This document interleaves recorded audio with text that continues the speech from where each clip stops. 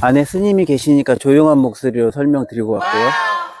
원통 보전이라고 되어 있는데 속리산 법주사편 지금 한 네다섯 편째 찍고 있어요. 두 번째인가요? 법주사 팔상전 찍으면서 팔상전에 대한 건물에 대해서 설명을 좀 드렸죠. 여기에도 지금 하나의 특색이 있어서 그 특색을 설명을 드리고 희견보살을 설명하러 갈 겁니다. 요 특색 한번 볼게요. 여기도 기둥 하나에 공포가 있는 주심포 공법이죠. 근데 여기에 어떤 특색을 지금 설명을 드리려고 하냐면 지붕이 이렇게 내려오면 요 정도 건물에서는 지붕이 무너질 정도로 무게가 많지는 않은데 다포거나 또 대웅전 건물이랄까 궁궐로 따지면 우리나라 경복궁의 근정전이랄까 큰 건물들의 지붕은 무게가 엄청나게 나간단 말이에요. 그래서 그 무게를 분산시키기 위해서 포를 중간에 또 넣어서 무게를 분산을 시키는 건데 그래도 무게가 무거우니까 이렇게 여기 하나 봅니다. 여기 카메라 가까이 와서 찍어주세요.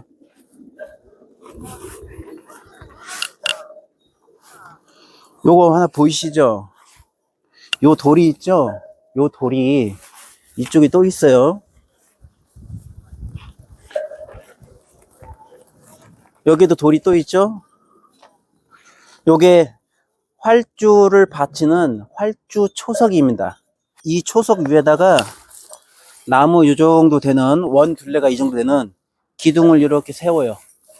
그리고 처마에 이전에는 받쳤다는 거죠. 그러니까 지금은 이게 없지만 카메라 와서 한번 보여주세요.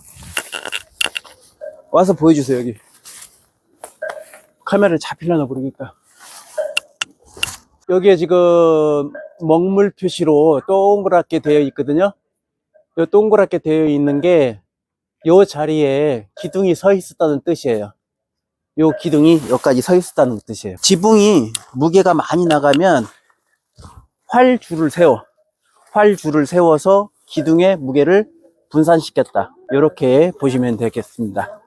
그 활주가 서 있던 활주 초석입니다. 양쪽에 활주 초석이고 희견보살 설명하러 가겠습니다.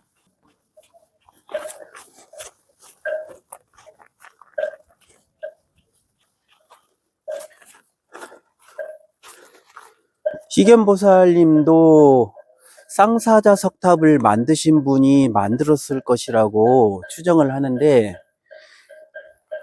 여기에 이제 연지를 받쳐들고 여기가 이제 이게 어깨에 이게 천의예요. 천사들이 입는 옷 천의로 보이고요. 특색을 한번 볼게요. 희견보살하고 쌍사자 석탑하고 만든 사람이 같은 사람일 것이다 라고 추정을 하고 있습니다. 쌍사자 석탑이 성덕왕 때 만들어진 걸로 봤잖아요. 8세기. 왜 8세기로 만든 것으로 추정을 하는지 그 근거를 제가 좀 설명을 또 드리도록 하겠습니다. 스킵하지 마시고 들어보십시오. 아주 재미있는 내용이 설명됩니다. 중국 시안에서 북서쪽으로 가면은 우르무치 가기 전에 돈황이 나오는데 거기에 막고굴에서 엄청난 문화재가 발견이 됩니다. 그 설명과 함께 아주 재미있는 내용을 설명드릴 겁니다. 희견보살 잠깐 설명드리겠습니다. 희견보살의 얼굴부터 요 어깨까지 내려온 부분 보면은 몸의 구성이 전체적으로 봤을 때 보세요. 몸의 구성에서 얼굴이 좀 작죠. 얼굴이 작고 천의를 입었어요.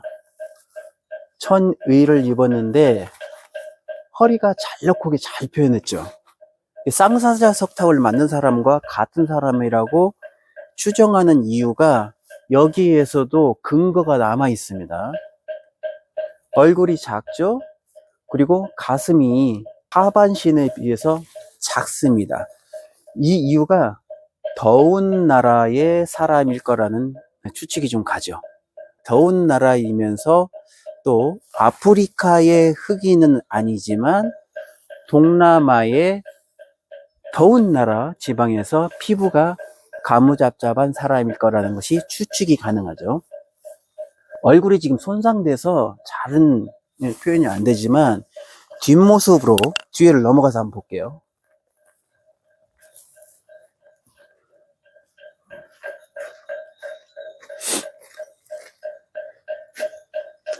뒷모습을 한번 보십시오. 앞에 가사 천이 뒷모습 이렇게 있는데 여기 뒷모습을 보면 머리가 좀 곱슬곱슬하지 않나요? 곱슬머리? 곱슬머리로 표현되지 않았나요? 아프리카의 흑인은 아니지만 동남아의 더운 나라 지방, 머리를 짧게 하고 흑인에 가까운 그런 모습으로 보이기도 하죠. 설명서에는 그게 안 나와 있더라고요. 쌍사자 석등을 제작한 동일한 시기인 720년 전후의 작품으로 추정된다. 거기까지만 나와 있습니다.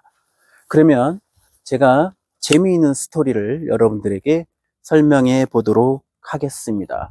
스님이 지금 불경을 외우고 계셔서 제 목소리는 전달이 되는데 저분이 혹시 또 방해가 될 수도 있고 스님에게 방해가 될 수도 있기 때문에 제가 설명하는 중간에 소리가 커지면은 방향을 좀 옮겨 보도록 하겠습니다.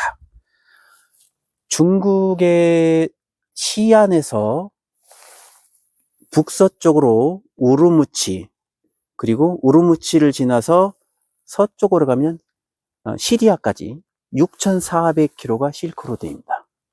위쪽으로는 곤륜산맥, 아래쪽으로는 천산산맥, 그리고 기련, 질령산맥이 있어요. 실크로드의 가운데가 타클라마칸 사막이죠. 그 위쪽에 돈황, 중국 발음으로 똔황입니다. 똔황 막고굴에서 엄청난 유물이 발견되는데요. 거기서 발견된 고 문서가 28,000점입니다. 그 발견자에게 영국에서 온 탐험가 오렐스타인이 돈을 주고 10,000점을 사갑니다. 그러면 28,000점 중에서 18,000점이 남았죠? 프랑스의 펠리오라는 탐험가가, 이 펠리오라는 사람은 언어 천재였어요. 7개의 언어를 구사할 수 있는 대단한 천재였다고 하는데, 펠리오는 중국 한자를 읽을 줄만 아는 게 아니라 말하고 뜻풀이를 할 정도로 굉장히 박식한 사람이었습니다. 그 사람은 5,000점을 가져가는데 5,000점을 검수를 해서 알짜배기만 챙겨서 가져갑니다. 펠리오가 가져간 5,000점 중에 신라에서 당나라로 유학을 했던 해초의 왕후 천축국전 필사본이 발견됩니다. 그래서 왕후 천축국전 필사본이 프랑스 박물관에 있는 거예요. 자, 영국에서 10,000점을 가져갔고 프랑스가 5,000점을 가져갔죠. 세 번째는 일본의 오타니 탐험가 오타니 컬렉션 그룹에서 5,000점을 돈을 주고 또 사가요. 그래도 총 20,000점을 가져가죠. 그리고 8,000점은 청나라 정부가 뒤늦게 그것을 알고 외부 반출을 막으면서 청나라 정부가 8,000점을 가져가서 총 28,000점이 세 개의 국가와 청나라 정부에 보관이 되는데요. 오타니 컬렉션에서 가져갔던 5,000점은 당시 1910년도 우리나라 조선 총독부가 있던 시절이기 때문에 조선 총독부의 오타니 컬렉션에 5,000점이 와서 일부가 일본으로 가고 일부는 우리나라에 남게 되어 있죠.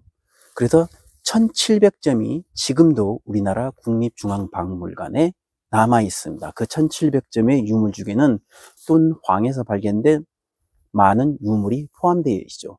그러면 오타니 컬렉션의 오타니는 왜 조선에 그 1,700점이라는 유물을 남겨놨고 일제시대의 친일파들과 밀정들은 국민을 배반하고 국가를 배반하며 친일 활동을 해왔을까요? 답은 매우 간단하고 허무합니다. 그들은 조선이 독립할 줄을 몰랐기 때문이죠. 그리고 여러분들에게 또 한 가지 재미있는 설명을 드려보도록 하겠습니다. 이 희견보살이 8세기 작품이라고 추정하는 이유가 敦황 막고굴에서 발견된 벽화의 내용과 일치하기 때문입니다. 벽화에는 동남아 지역에서 노예로 잡혀온 곤륜노라는 그림이 그려져 있는데요. 곤륜 지방에서 잡혀온 노예라는 뜻이거든요. 그 곤륜노의 모습이 희견보살과 매우 흡사합니다. 그래서 신라 해초의 왕후 천축국전이 발견된 당나라 시절의 8세기와 이 8세기 그리고 쌍사자 석탑의 성덕대왕이 연관되는 8세기를 추정을 하는 거죠. 해초 스님이 당나라에서 유학을 갔던 그 시기가 바로 성덕왕 때거든요. 그래서 8세기로 알려지는 거고요. 희견보살을 설명드리면서 둔황에서 발견된 28,000점의 고문서를 설명드렸죠. 지금부터 여러분들에게 더 재미있는 에피소드를 하나 더 소개해 보도록 하겠습니다. 영국의 오레스타인이 10,000점을 가져갔고요. 프랑스의 펠리오가 5,000점을 가져갔고요. 일본의 오타니 컬렉션이 5,000점을 가져갔고 청나라가 8,000점을 가져가서 28,000점의 고문서가 보관되어 있다고 말씀드렸습니다. 敦황 막고굴에서 엄청난 유물이 발견되었다는 것을 뒤늦게 알게 된 미국의 랭던 워너라는 사람이 있습니다. 이 랭던 워너는 미국 최초의 동양 사학자이기도 합니다. 그가 급히 막고굴로 도착했는데 이미 28,000점의 고문서는 다른 나라에 차지가 되었죠. 랭던 워너가 기막힌 행동을 하게 됩니다. 랭던 워너는 막고굴에 있는 12점의 벽화를 뜯어가는데요. 벽화를 뜯어가는 과정이 참 기상천외하다고 할까요? 기술적인 부분을 자세히 설명드리기는 어려우니까 제가 간단 명료하게 이렇게 한번 설명을 드려보도록 하겠습니다. 이사할 때 사용하는 박스 테이프, 넓은 박스 테이프가 있죠? 박스 테이프를 그림에 붙였다가 떼면은 그림의 안료가 박스 테이프에 붙게 되겠죠? 그런 방식으로 벽화에 접착제를 붙였다가 떼어서 그림을 훔쳐가게 되거든요. 12점의 벽화를 뜯어갑니다. 그리고 불상 하나를 가져가게 되죠. 미국으로 도착해서 보니까 불상은 석조이다 보니까 가치가 그대로 유지가 됐지만 벽화는 가져가는 과정에서 훼손되고 도착해서 훼손이 되어서 모두 가치가 상실되는 폐기 처분해야 되는 그런 제품이 되죠. 그런데도 미국에서는 대단한 탐험가로 랭던 워너는 영웅이 됩니다. 왜냐하면 그가 미국 최초의 동양 미술 사학자였기 때문이고 처음으로 미국에서 탐험가 활동을 하며 외국의 문화재를 가져왔기 때문이죠. 그 랭던 워너를 소재로 하여 만든 영화가 여러분도 잘 알고 계시는 인디아나 존스입니다. 어떻습니까? 여러분 흥미로운 내용이 아닌가요? 다음 문화재를 함께 만나보시죠.